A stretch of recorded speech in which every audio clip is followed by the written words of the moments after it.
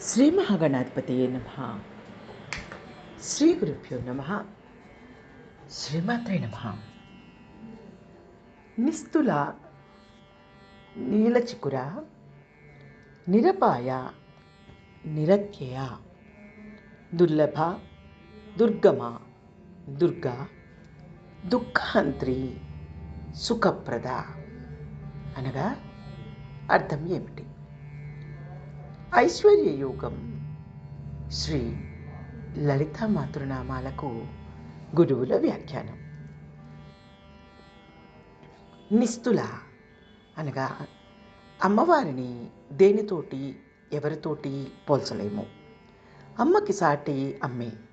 అందువల్ల అమ్మను నిస్తుల అన్నారు. నీలచికుర అనగా అమ్మకు జన్మ మృత్యు జరాలు ఆది వ్యాధులు లేవు కనుక నిత్యం యవ్వనంతోటే ఉంటుంది.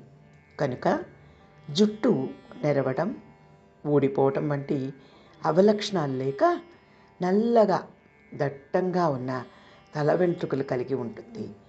నీల అనగా నల్లని, చికుర అనగా తల వెంట్రుకలు. నీల చికుర అనగా నల్లని వెంట్రుకలు కలది అని అర్థం. నిరపాయ అనగా ముప్పు కానీ నాశనం కానీ లేనిది అమ్మ. ఏ విధమైన అపాయాలకు ప్రమాదాలకు తావులేని స్వరూపం అమ్మది. నిరత్యయ అనగా అమ్మను అతిక్రమించిన మరొక జీవి కానీ వస్తువు కానీ ఈ సృష్టిలో లేదు. అన్నింటినీ అతిక్రమించినది తానే కనుక ఇక తనను అతిక్రమించేది లేదు అని అంతరార్థం. దుర్లభ అనగా అంత తేలికగా అమ్మవారి దర్శనం ఎవరికీ లభించదు.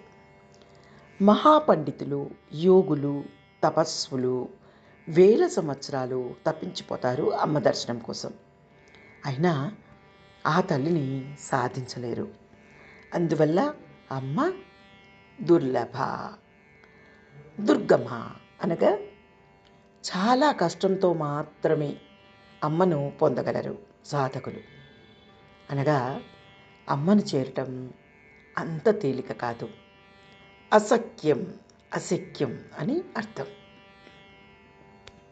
దుర్గా అనగా దుమ్మంటే పాపం, పాపాన్ని హరిస్తుంది కనుక అమ్మవారిని దుర్గా అంటారు. దుఃఖహంత్రి. హంత్రి అనగా చంపునది లేక నశింపచేయునది. దుఃఖహంత్రి అనగా దుఃఖాన్ని నశింపచేసి సుఖాలను ఇచ్చునది. సుఖప్రద అనగా దుఃఖం నశిస్తే లభించేది సుఖం. తన భక్తులను తలచినంత మాత్రాన పరమ సుఖాలను ప్రసాదిస్తుంది అమ్మవారు. నిస్తుల నీలచికుర నిరపాయ నిరత్యయ దుర్లభ దుర్గమ దుర్గా దుఃఖహంత్రి సుఖప్రద. నమః శివాయ చ నమః శివాయ. బలం గురుర్ ప్రవర్తతాం.